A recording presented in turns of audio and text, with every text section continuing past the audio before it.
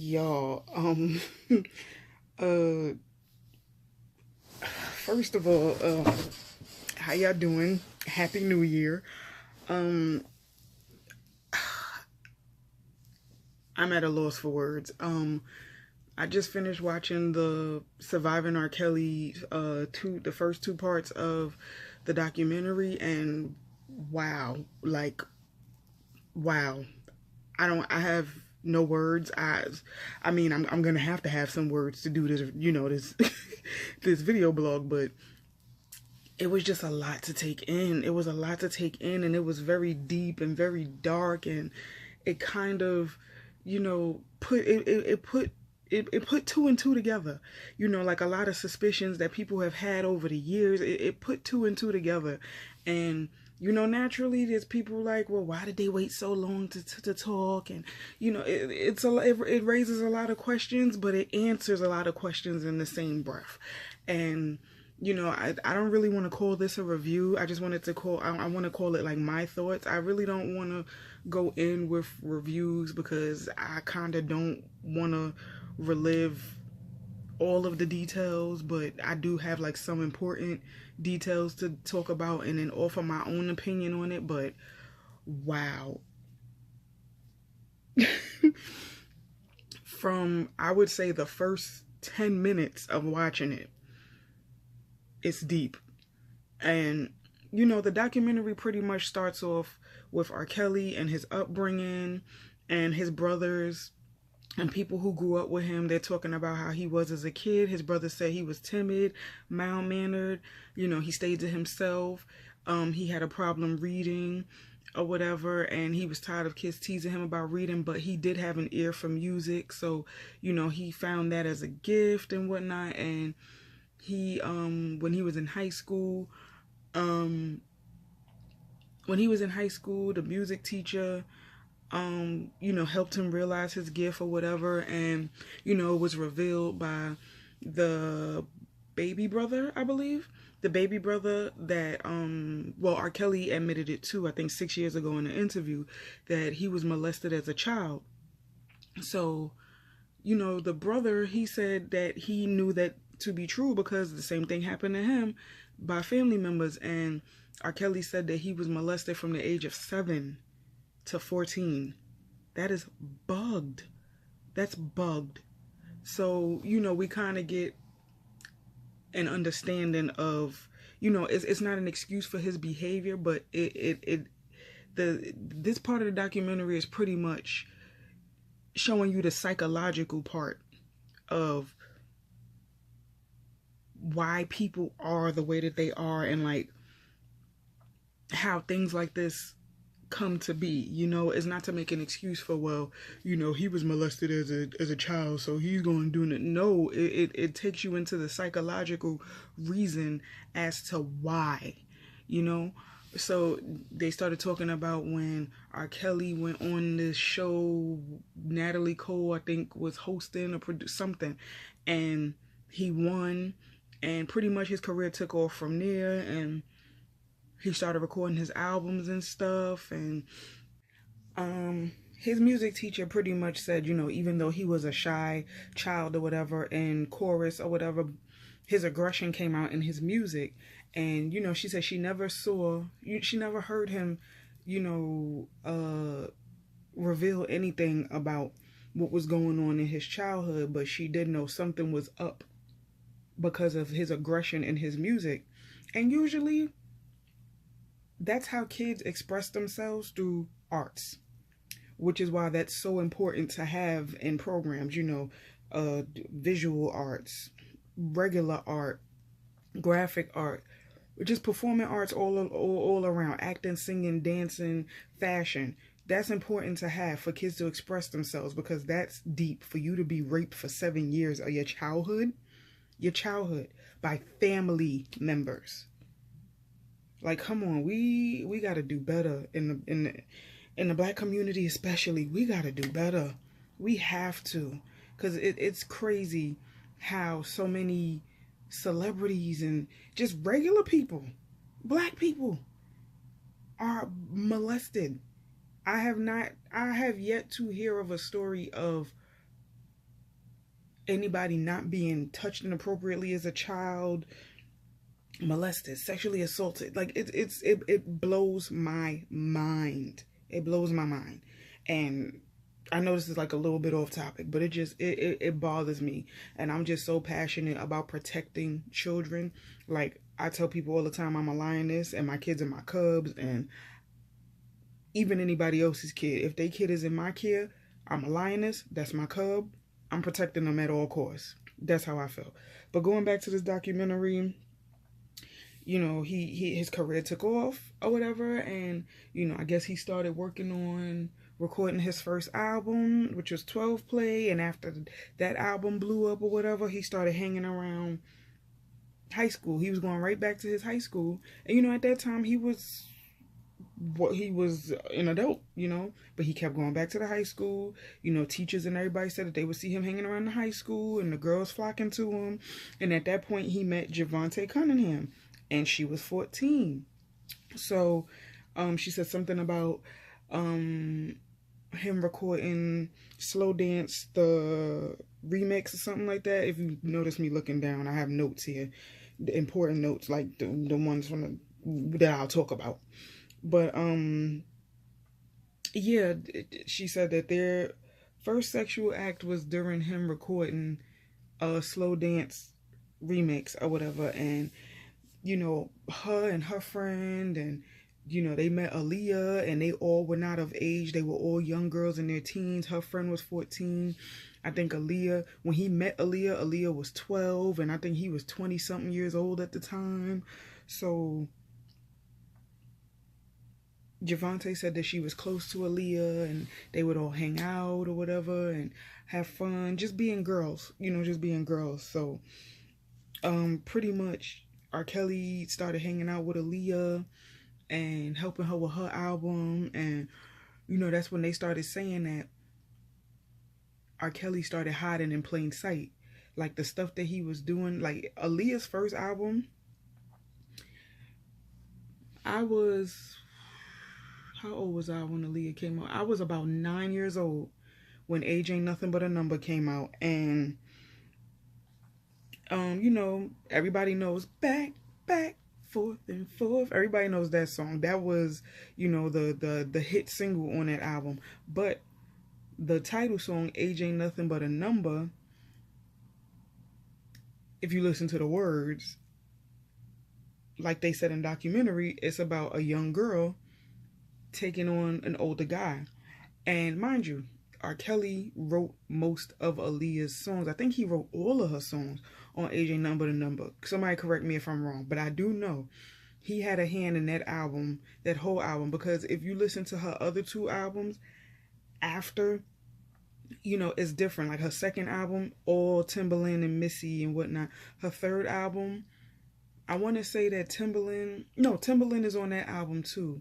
But like you could hear a difference. Like you can tell that the first album was R. Kelly, flat out. His words, his beat, everything. He's all over the first album. But the albums going forward, it's more Aaliyah. You know, it feels more like Aaliyah. So, pretty much everything that he was doing with Aaliyah's career was like a manipulation. Like he was molding that girl into something, like, because they said Aaliyah was like a regular sweet girl. She was sweet, she was shy. The swag that she had with the glasses and the sports bras and the baggy clothes, they said that they gave her that idea just so she can have like an image and some type of style, which it worked for her because Aaliyah, she used to rock it.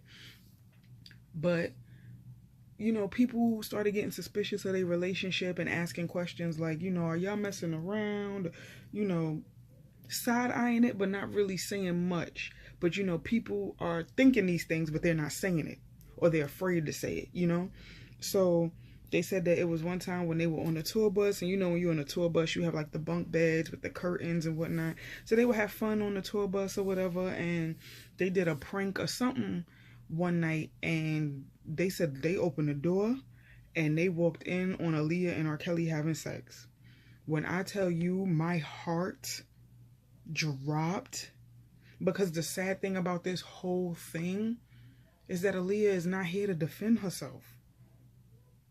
So, and it's like she's not here to deny nor confirm if these things are true or not. And it's just like, because people, I don't know, people, I guess, because like I mean, if you've been on the internet, you see that her mother released a statement saying that the documentary is all lies and blah blah blah. But I'm like, if you look at the timeline and you look, I mean, if you reference back to all of this, her album, her videos, all of that, I kind of believe this.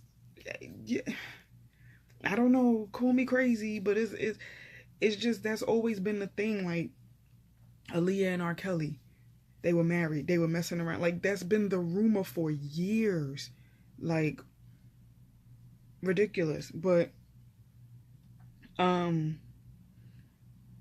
pretty much with Aaliyah, everything was hidden in plain sight. Like, you know, after they were caught having sex, I think Javante said, everything just changed. Everything changed. So they said that R. Kelly had admitted that Aaliyah was pregnant. So in the midst of her being pregnant, he married her. And they were in the room when they got married. They got married in regular clothes. It wasn't no fancy smancy wedding. It was like a shotgun wedding or whatever. And I'm like, what? This girl is 15. She's 15, and on the marriage certificate, it says 18. And it says that he's 27. So even then, when they were getting married, nobody thought to step in and object or anything. The officiant, his team, nobody. And then even the guy, I forget what his name was. I don't remember names right now. I didn't even write down his name. He said that Aaliyah looked worried and scared. You got that going right. That girl worried and scared. She 15 years old, married this grown man. And he's like, at the time, I feel like I failed the both of them because, you know, they both knew what they were doing was wrong. And, you know, I should have stepped in and talked to her. She looked like she wanted me to talk to her. I'm like, you think? She knew that wasn't right. But as a child, you know, you look to adults to protect you. And when that doesn't happen, you fail them. So yeah, y'all failed that girl. So then I think 2 months after, you know, the parents got, and that's my question throughout this whole thing. Where's these people parents? But we're going to get into that a little bit further down. But yeah, her parents stepped in and annulled the marriage or whatever. And this man paid that girl $100 to not file a lawsuit. I want to say that she didn't file a lawsuit and it wasn't aired, or it was on a hush hush, because at the time she was his protege and he was the bigger celebrity. But $100, that's nothing. That is nothing. In this day and age, if he would have paid some girl like Aaliyah $100 to keep it on the hush, oh, she would have sang like a canary, because $100 is nothing. $100 is a dollar in 2019, okay? So this is just mind-boggling to me, like $100. So pretty much, you know, they're saying that in the industry, it's normalized that older men are messing with underage girls and whatnot. And they referenced Elvis Presley and somebody else, I don't remember, but they were referencing people or whatever, pretty much saying it's a normal thing in the industry, which is true. So pretty much R. Kelly's team peeped all of this going down. They witnessed a lot of it, but they didn't say anything. And you know what? Money will really make you do some crazy things. Money is definitely the root of all evil, because a lot of y'all was scared to protect this girl. out of fear of losing your meal ticket. Like it's insane. It's insane. So they said that they noticed, they noticed everything and they peeped everything. They just didn't say anything. And he was always going to the mall, pretty much looking for other underage girls. After the whole Aaliyah ordeal, he came across this girl named Lizette Martinez, and he met her when she was 17, and she wanted to be a singer. And R. Kelly gave her his number, and they contacted each other, and I guess he, put on the charm, like, I want to do a song with you, whatever. And when they were in the studio and they were doing the song, she said that next thing she know, his tongue is down her throat. And, she really wanted the dream of being a singer, but she knew what it came with doing that. So the second part of the documentary is pretty much talking about describing ways of, like, giving examples of how, more so in depth, of how everything was hidden in plain sight. So every time R. Kelly had like a studio session, party, anything, it was underage girls everywhere. And Lizette said that when her and R. Kelly first had sex, she was drunk. The girl's 17. She ain't supposed to be drinking. But I mean, we all experiment as children. But she's with a grown man and experimenting with underage drinking. It's a mess. And he pretty much sexually assaulted her, raped her. I don't know, but she was drunk and she said it was a blur. And she didn't like how she felt afterwards. She was naive and she felt like, this is what I have to do to get my dream of being a singer. So she feared him. He started sexually abusing her, mentally abusing her. He smacked her for looking at someone else. And from that point on, she couldn't look at nobody but him. She had to call him daddy. All kinds of stuff. So then they asked her, when did you find out he was married? She said, I didn't find out until a year after he was married that he was married. I'm like, what? So this is where Drea Kelly comes in. And if you guys don't know, if you're not familiar with Drea Kelly, she was one of his dancers. And she was also on the show Hollywood Exes that was on a few years back, with Nicole Murphy and Jessica Canseco, who else? Maite Garcia, Cherie Fletcher. These are all exes of Hollywood celebrities or whatever. And Drea Kelly was on the show, R. Kelly's ex-wife. So he met her at 19 and they met through music and his music and her dance. And she was Drea Kelly is a great dancer. That girl can move her body in ways that is ridiculous. And her body is sick. You hear me? Sick. But, she just felt like it flowed. Like, her dancing, that's an art. His music, that's an art. So she felt like,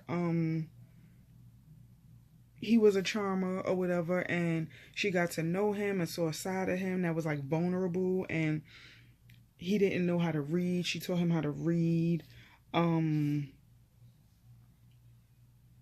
me see. Yeah, she taught him how to read, and they were like each other's best friends in the beginning, but then it started getting dark in the marriage. So he pretty much was still dealing with Lizette, and he was treating her like a slave, pretty much. Like, she couldn't eat without him knowing. She couldn't go to the bathroom without his, like, permission, all kinds of stuff. So Lizette found out she was pregnant, and she miscarried. And at that time, he was doing a song with Michael Jackson. Turns out that the song he was doing was You Are Not Alone, which was, I don't want to say it's a song. Well, it was a song based on the situation with Lizette.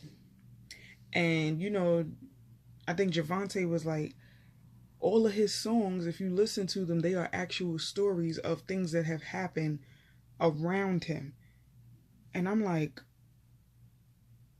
okay. So, you know, it's like you got to dig through the archives to like be like, okay, well, R. Kelly wrote this song. Let me listen to, you know, like you got to listen. Like we all listen to R. Kelly and we bump his tunes and stuff, but you got to really listen, you know, like Morse code or something like that. So, um, his brother said, you know, we as men, you know, the Kelly men, we're jealous. We alpha males, we are very hard. And, um, yeah, so they, you know, they're like, they believe the stuff with, you know, R. Kelly, with him being controlling and telling these women that they can't eat, they can't do this, they can't do that without him. So when it came to Drea, as his dancer, she couldn't talk to the background singers. They had to walk in a straight line. They couldn't talk to each other. They couldn't talk to nobody but him. And also her family, like they couldn't contact her, so he was controlling who could talk to her and who couldn't. And at the time, she didn't even know that he was changing her phone number so that she couldn't be contacted, and she couldn't speak to nobody. She said when they got married, she didn't even know that they was getting married.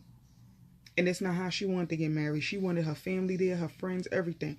It was just him and her, and a violinist and all that other stuff. But she was sad about it because she wanted her family there. And, you know, we go back to Lizette. Lizette said that she's decided to walk away when he gave her mono, which turned into, I might pronounce it wrong. I'm not even going to try to pronounce it, but mono turned into the G word. It's like a French sounding word or whatever. I might be wrong. I don't friggin' know. But that's what it turned into. And he sent her $1,000 check. This man didn't even go to the hospital to visit her. And she said that she was damn near paralyzed. He didn't even visit her in the hospital. He sent her mother a check for her, and she was hospitalized for 2.5 weeks. She walked away because she was tired. Rightfully so, but dang, that's dirty. This girl was hospitalized for 2.5 weeks because of you, and you just pretty much sent her hush money and, you know, be gone. That's it. Next victim. So, you know, Drea Kelly is pretty much saying, you know, I think he has a God complex. Like, he feels like you have to call him daddy during sex, and you have to, you can't eat without him knowing, you can't go nowhere without him knowing, like he's controlling. So now we get to Sparkle, and Sparkle was his artist. You know, she did a duet with him, and she said that she remembers she witnessed Drea being controlled by him. So she said that she was at his house and they was, you know, hanging out or whatever, and she heard like a knock and nobody else is paying attention. So the person knocked again. And then she's like, yo, you know, Rob, somebody's knocking. And he, like, you know, nodded like, yeah. And it was Drea coming in saying, you know, is it okay if I grab some food? And he's like, yeah, go ahead. And Sparkle was like, seriously? Like, you have to ask permission to eat food? And she's like, it couldn't have been me. So Drea was pretty much verbally abused. She became quiet and isolated further along in the marriage.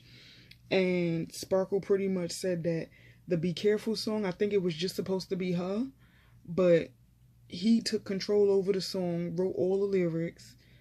He directed the video. He was in charge of the clothing, like the visual, everything. He took over everything.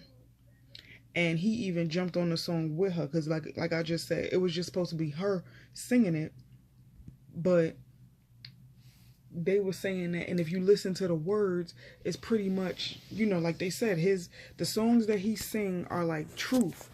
And the song, you better be careful what you do to me, like that's a warning. And it's like, you know. So Sparkle said that, you know, it was I think when she was on a set or something like that, he wouldn't allow nobody to speak to her, and she would come in, you know, loud, not loud, but, you know, energetic and very social, and, you know, she's like, hey y'all or whatever, and people wasn't speaking to her. So come to find out, she said that R. Kelly told them not to talk to her. Like, they couldn't talk to her. So she said she used to do stuff to tick him off. Like, she would talk to them to tick him off because she knew it was she would piss him off. And she's like, you're not going to sit up here and control me or whatever. I control myself. I could do what I want. I can speak to whom I want. And that's that. So,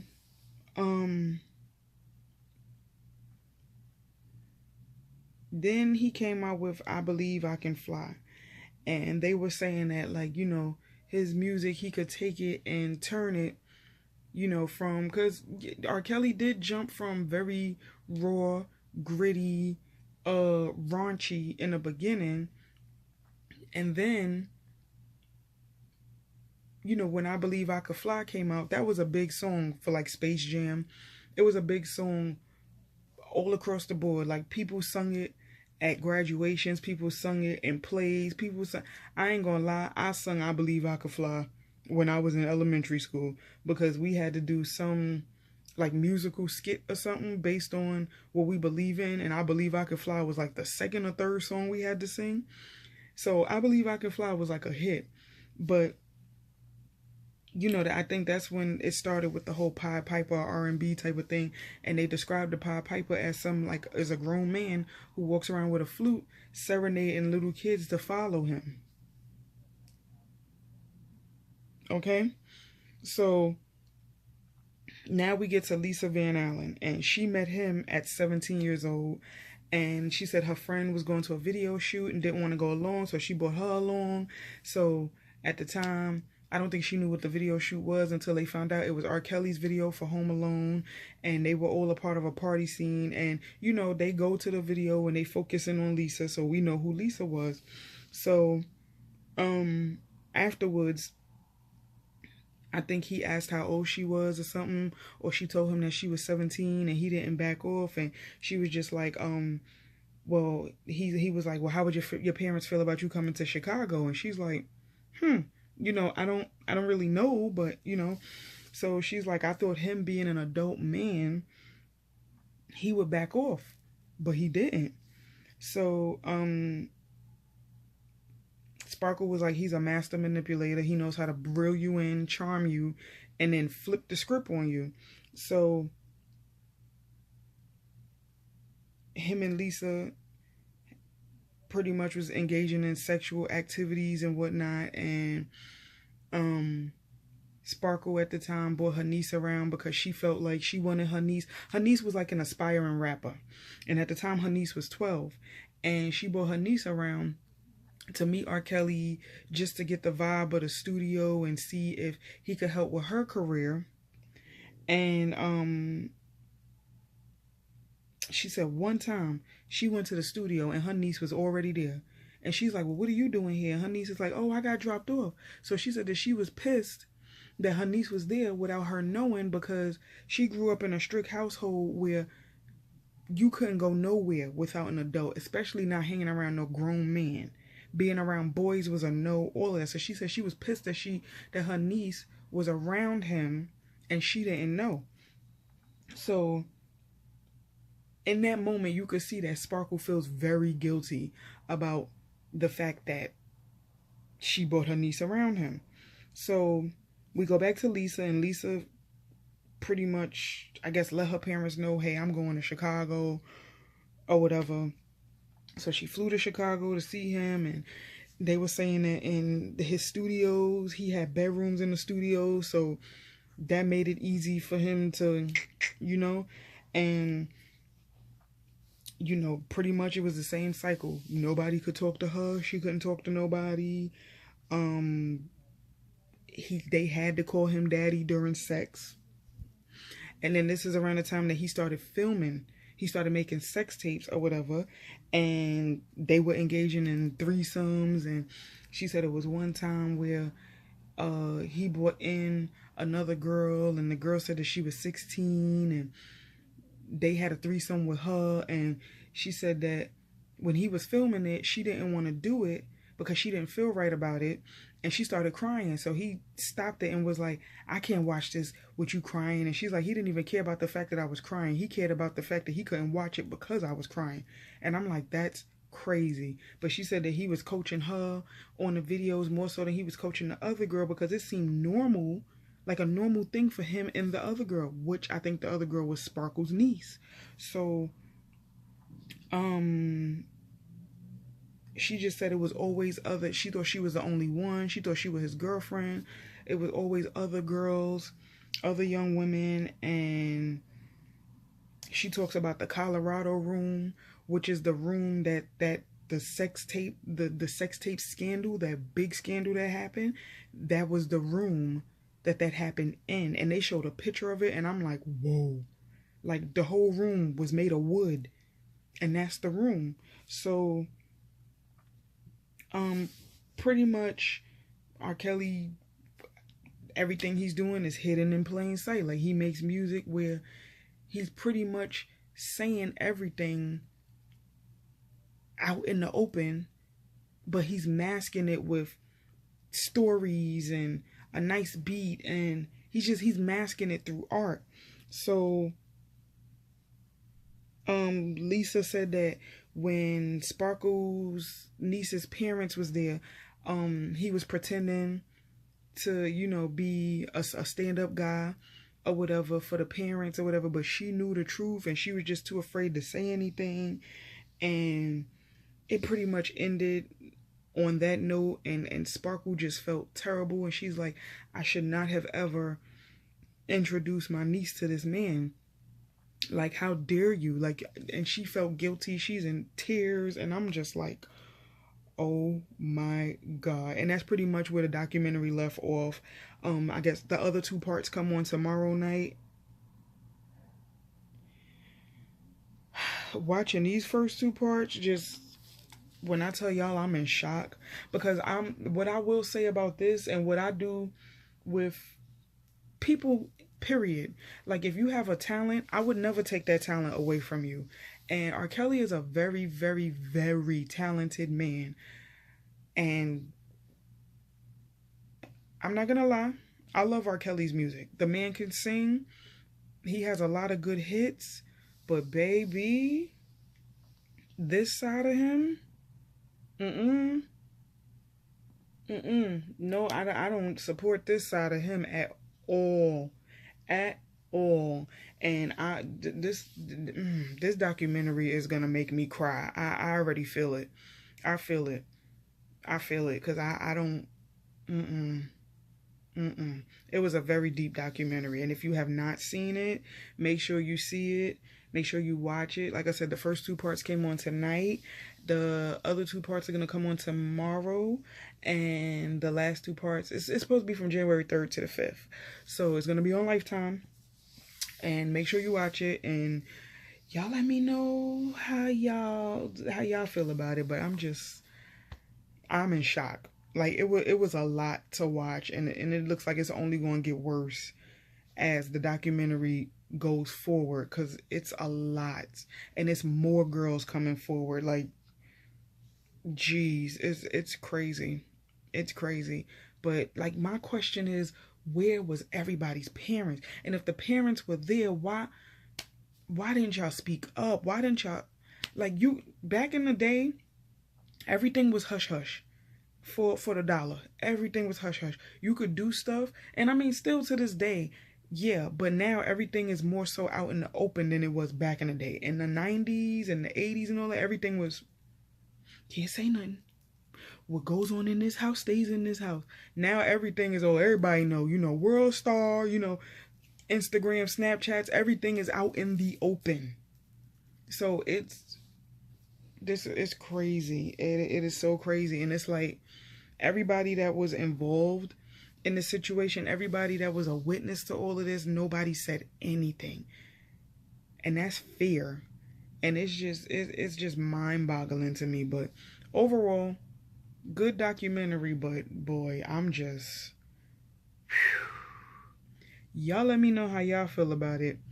I mean, I know this is a long video or whatever, but yeah, just y'all tell me how y'all feel. Leave comments below. Like, comment, subscribe. I appreciate you for watching. See you in the next video.